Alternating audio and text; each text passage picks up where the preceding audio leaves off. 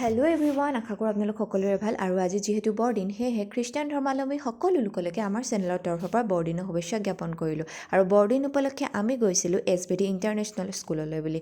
আৰু এয়া হ'ল বিদ্যালয়খনে উদযাপন কৰা বৰদিনৰ কিছু দৃশ্যাংশ। रोशन हो गई है जगह आपके आने से।